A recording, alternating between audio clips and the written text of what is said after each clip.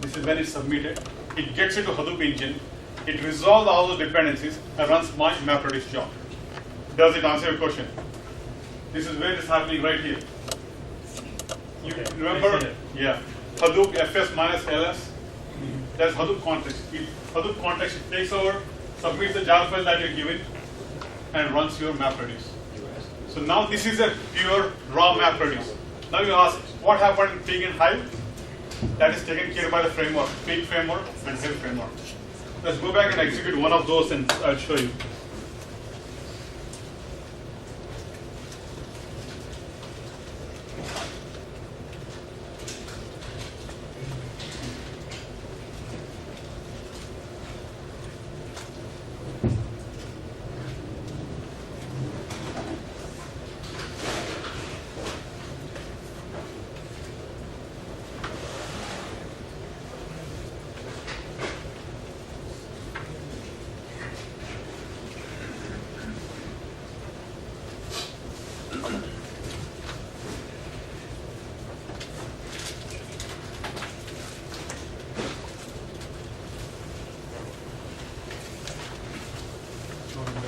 Let's go back to Pig.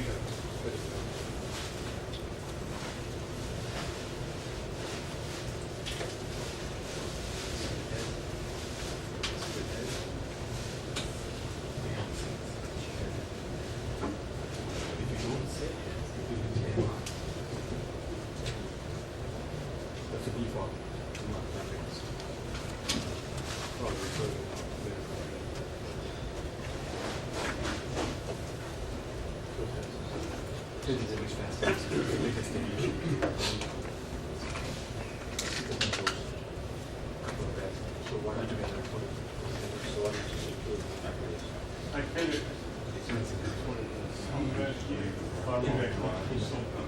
It's connected to Hadoop file system at that particular moment. Yeah. That's execution engine. Yes. I want to show it. Might show the Java file created also. Let me run it again.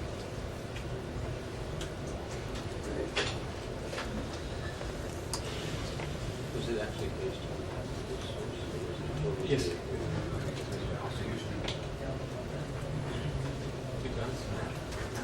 Java file. I saw that.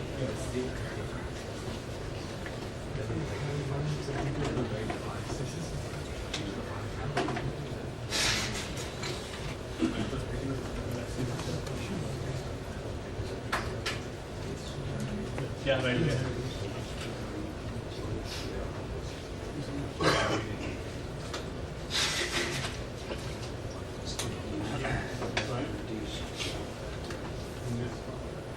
So it internally created a Java file. It didn't really run your script. It interpreted a script, created a Java code in the background, and applied that code and sent it to the Hadoop engine Java file with some weird naming Java ID.java created. So when you run yarn, you create a Java file yourself and submit it. Behind the scenes is what is happening.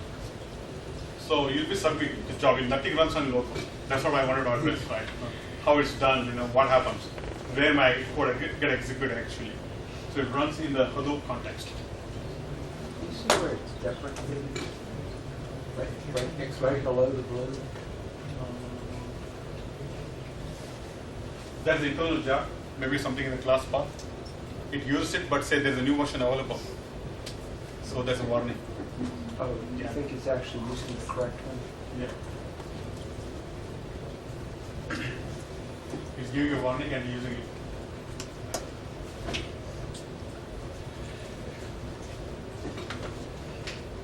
Let me run this complaint because we need the data.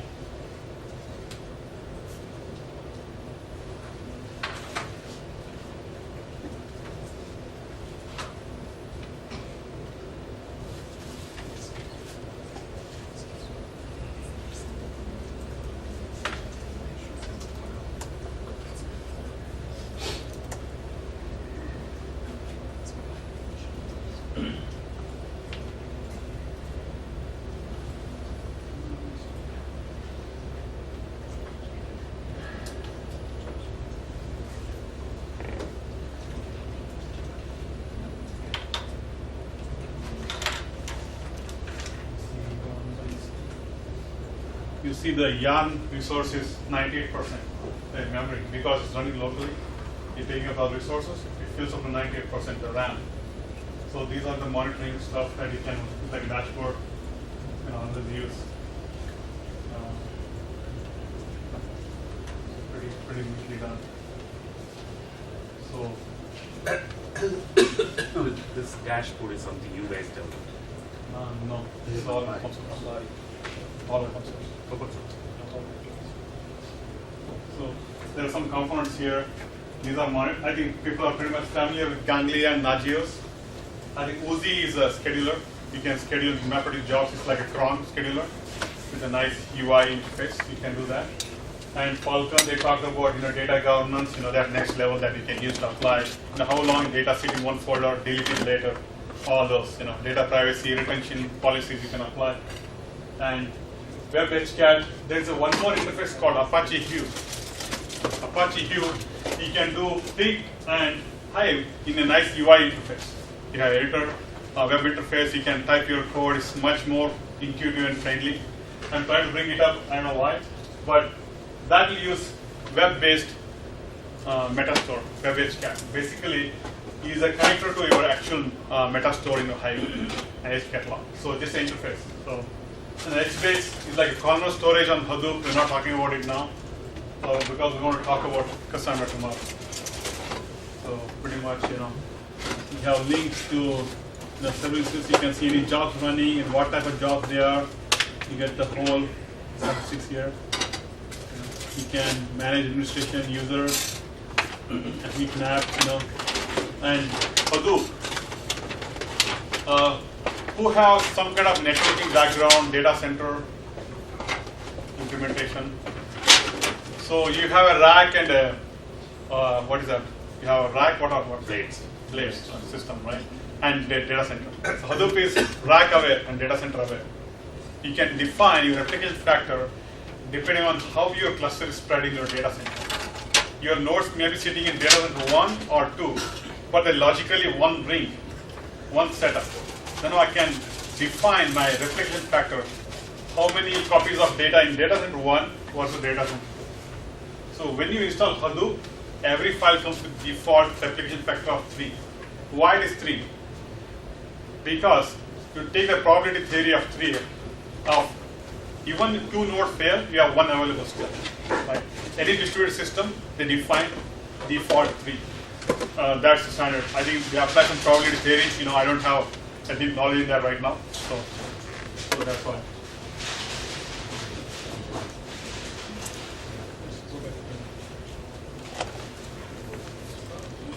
I know Ray 1-0.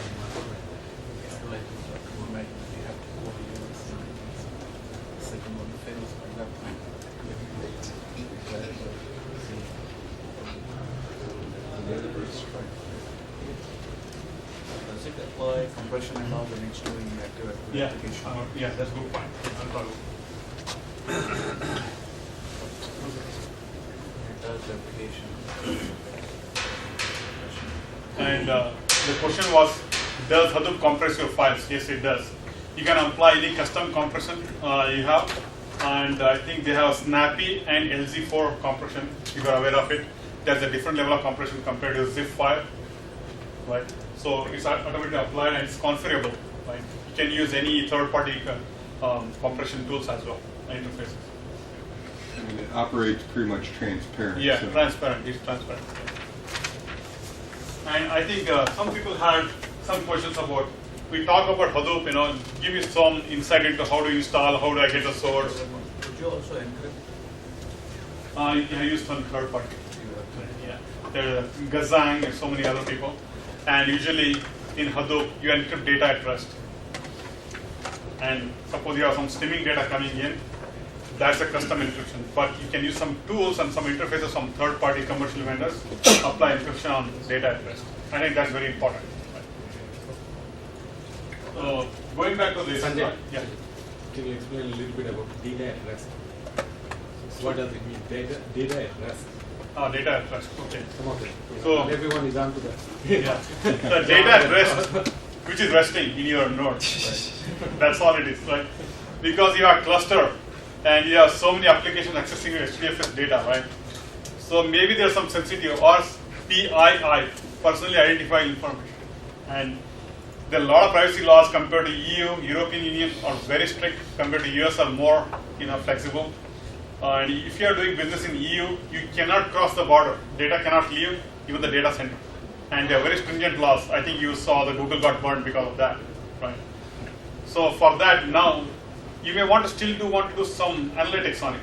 Then you can add encryption on the data at rest so that your tools are running, doesn't matter in the world where, they will not make sense of what is running, but they get the value. Oh, this looks something, but I don't know what it is.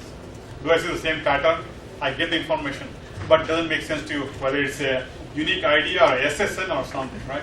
So we use different techniques to apply encryption. There are some mostly commercial products like a Gazang. They apply a processor level.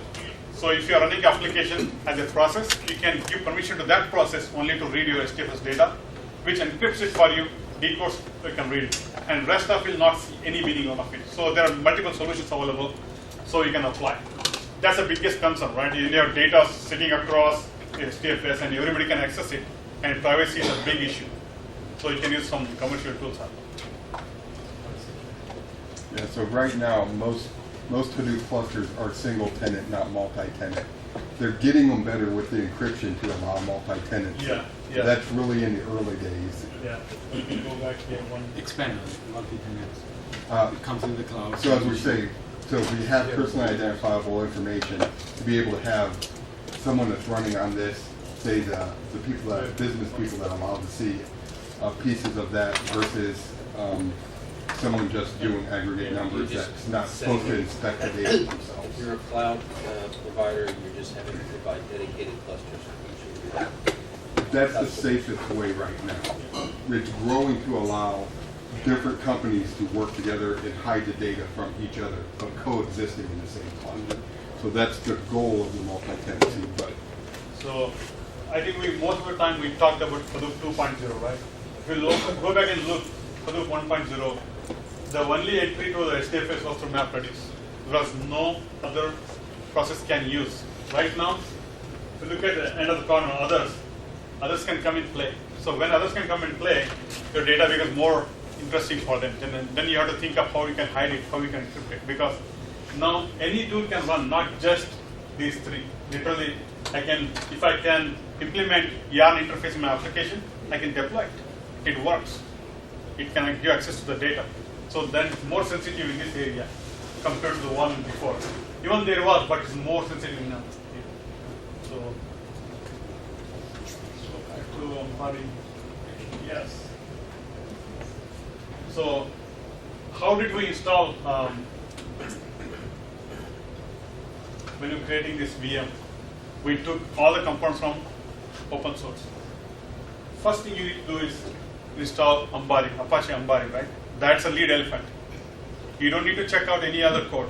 You just install Ambari. It knows where to go on open source links, which version to download, which one is to code to spread across. That's what you need. For that, you need to do some groundwork, right? Here. You need to have who is familiar with NTP? Use NTP before installing here. The network time protocol. It syncs time across the zones to a standard time, a correct time, so that they speak the same time. If the node don't speak the same time, you are in trouble. Things don't sync, and results will be really unreliable. So make sure you have NTP on all nodes so that they sync to an atomic clock out in Colorado or something, right? So, and you need to have IP table disabled because the firewall, nodes cannot talk, Ambari cannot talk to each other, nodes cannot talk to each other, right? So now you need to do this, set up passwordless SSH. We know how to do this one. You have RSA key, you copy to all the hosts each other so they know each other. You don't need a password to authenticate and log in. So these are the basic stuff you need to do. And then you install Ambari server, right? I think people who are familiar with Linux systems, you know how to install those. And Ubuntu also, after get, you get, right? Can you go back one slide? Yeah. So disable IP tables on SC Linux. What is that? It's a problem with the firewall stuff. Firewall. If it's firewall blocking certain IP addresses or allowing very specific IP addresses, the nodes cannot talk to each other, yarn cannot talk to each other, the data nodes cannot talk. Either have to completely disable it or configure it with all of the IP addresses Yeah. you want to allow. You have to configure it so that your cluster runs fine. I understand about IP tables, but why SE? So I'm not deep into Linux system. Probably anybody knows, right? Right. This is one of the factors they mentioned here. So if you're running your cluster in a trusted zone, yeah, just disable everything and disable IP tables for your firewall, disable SE Linux to make life easier. If you have to be hardened, you can do it, but it just takes Security Yeah. time. feature for Linux. People know hardening, what hardening is? Not hardening. Raise hands. If you don't know hardening, we can expand. Right? Completely freezes. Go ahead, Rob. Yeah, hardening's just for security standards to make sure that you Network make security. yeah, so that you can pass security audits and be able to deal with your CSO group. Yeah, Simple as that. that's a different story. Yes. Everyone Yeah. knows FTP, right? FTP? Yeah, They don't open the FTP port. Yeah. It's open only on the DMZ zone, Yeah. right? Yeah. Everything else is hardened behind the firewall. That's what he's talking about hardening. It's very important in security when you work in security. You get that. yeah. Now next you choose a certain node that you want to run your Ambari application, right? So you install Ambari, there is a YAML repository available on Red Hat or CentOS based or Ubuntu, you have different repository available. You start the server, and it runs on 8080 that we saw. You have a wizard to set up your cluster. So now you chosen certain machines, you configured ATP, configured firewall, everything, you have IP address of all that. All you need to start putting your cluster together. Ambari goes and install all the components that you want. Hive server, Tej, Peak, runtime, the clients, all those what you see on Ambari is all installed by Ambari. You choose. And you can use Ambari to add more nodes at a later time, the same way. So it's all synced up, all the configuration, everything's stored in Ambari. And Ambari is basically a REST API interface to manage your cluster. It provides a very super set of REST APIs built in Java, and it's a web application.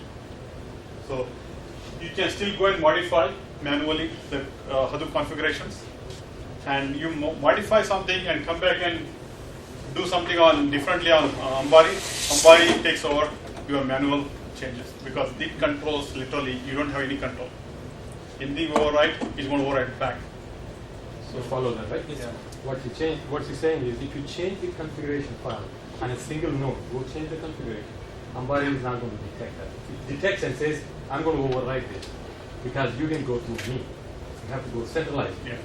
Very good concept. And it helps system messages. It's a nightmare if you do that way. So you can't skip Ambari. Ambari is the boss. So pretty much you can. Just a question.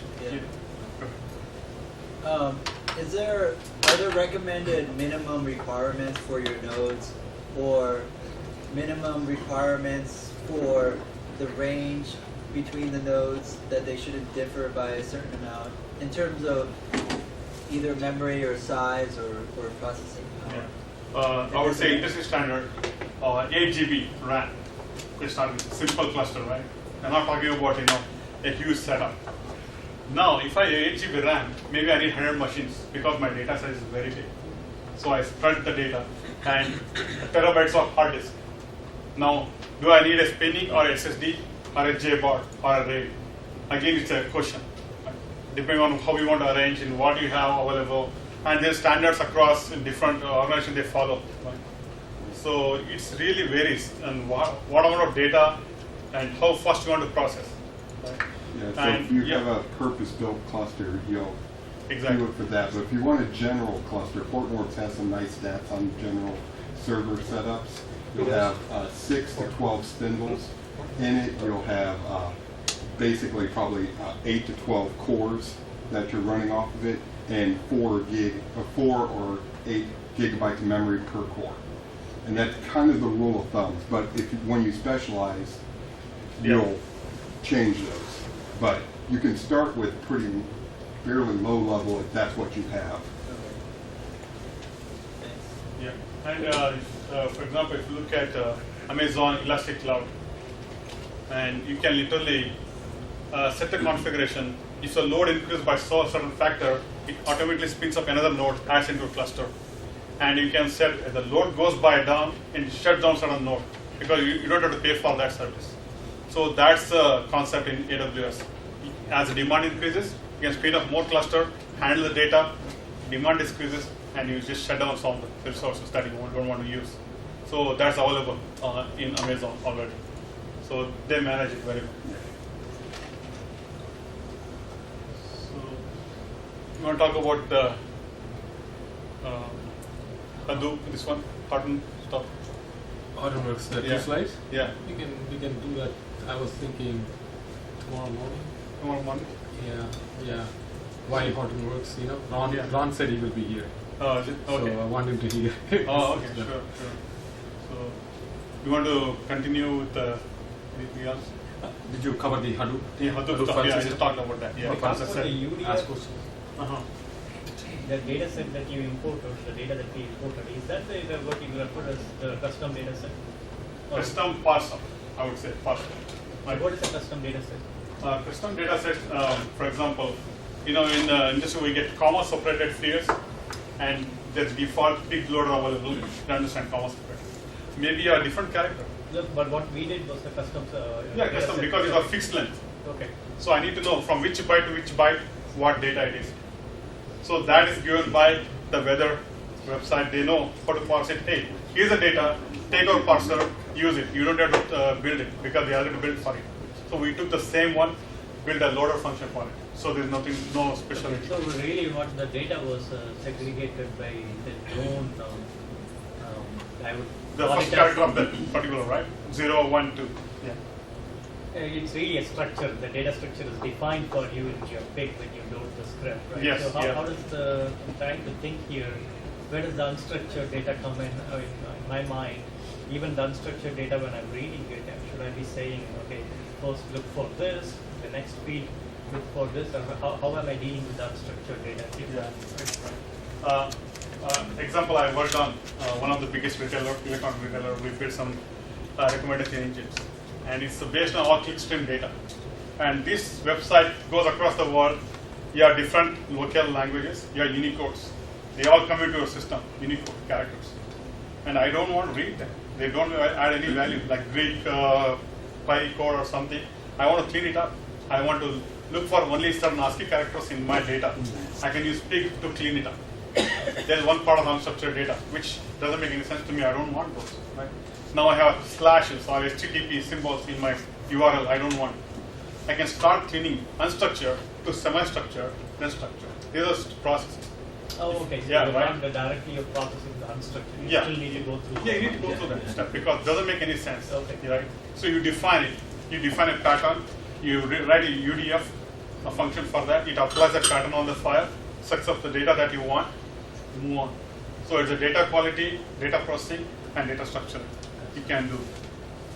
So you write your own UDFs for that. So you're using Pig for stream data? We used, yes. So how does Kafka fit in there? Is Kafka for Kafka is a different distributed pub sub anymore, right? So what you can do, you can use Flume, a streaming engine that they talked about in the morning, read some files. Part of Flume has a source and a sink concept. Source is a log file. You sync everything into a Hadoop, then you feed it into a pub sub system. Then event processing, then you take that in a message bus and do some alerting or anything you want, right? So Kafka is a distributed pub sub, is very good. You can subscribe to that. You can create different topics.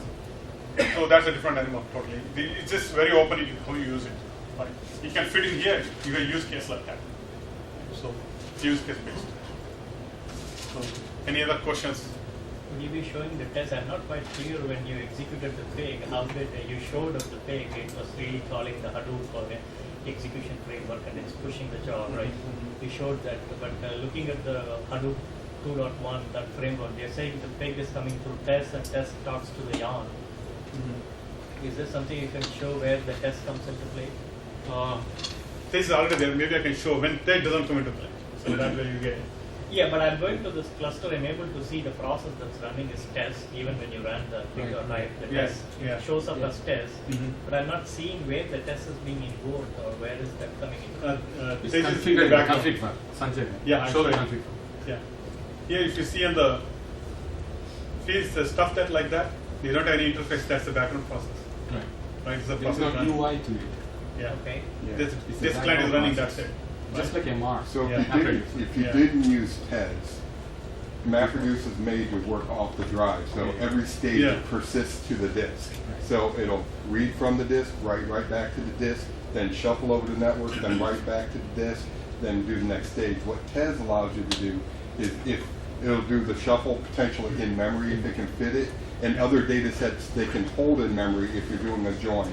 Yeah. So it's almost an optimization of the flow, so you don't have to work off of the Right, drive that's themselves. just the heavy lifting. I see it, I'm not saying no, but Right. all I'm saying is when I ran the pig or hive, Yes. that cluster in the what's one of those You want to see the Next machine. stage running. Yeah. it shows test. So 2.2, they're going to start letting you visualize the TES flow that's Yeah. happening with it. What- So, in, Hadoop in, 2.2. yeah, in Hortonworks or Hortonworks distribution 2.2, they've added a visualizer for the flow for debugging. Okay. So that'll be coming. Right now, all you'll notice is a difference in the sequence of MapReduce jobs it does, pretty much. But can we not see that in the command line? No, you It's a don't. 2.1. You don't? Here you You can, got see, a you can see 2.1. the configuration. Sorry. If you look at execution engine, I can change it to MR, MapReduce. Oh, I see. I don't, Yeah. don't. Yes. Then I have to restart the whole cluster, I don't so want it takes it. a while. So, So it you is- can do that. takes It comes longer. So it is mandatory to have tests. That's a default. No, it's not mandatory. Yeah, It's not mandatory. Mandatory meaning what I'm saying is Yeah. Recommended. when we install. Recommended, yeah. Much recommended. When we install, it is by default. It is there. It It's is there. there. That's the difference between. But you one can and- change it. You will not use it. Easy, yeah. It's easy. You change it to MR, It's easy. MapReduce, and it won't use text. Yeah. You traditional Hadoop 1.0, right? So this is for Hive though, right? So This is for Hive. You can keep this as test and go for pig and change it to MapReduce. Let's see if this allows it. One more question. If test is needed for the performance, now why did they not build as part of the main engine?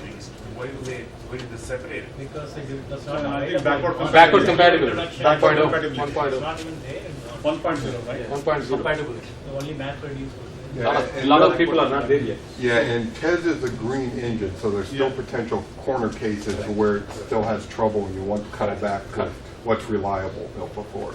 Yeah. So But they're- MapReduce gives you more Good point. control too, right, over test?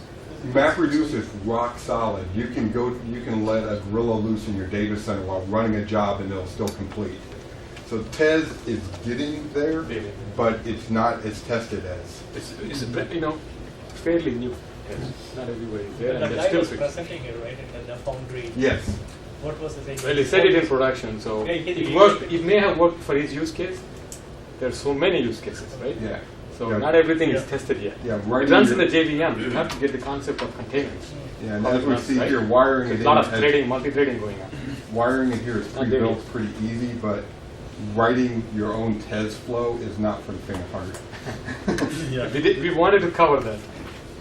Yeah, we dropped it at the So end. we spent some time, right, a lot of people when we talked about this one, I'm very clear on what Hortonworks is now. Okay. Yeah. Can we do 1:1 mapping on what's there in the cloud era when people talk about the terms of, this is what it is in Cloudera? Yeah. One thing I can tell you, Apache Impala, there is a product, it's a Cloudera solution. Uh-huh. You don't see it here.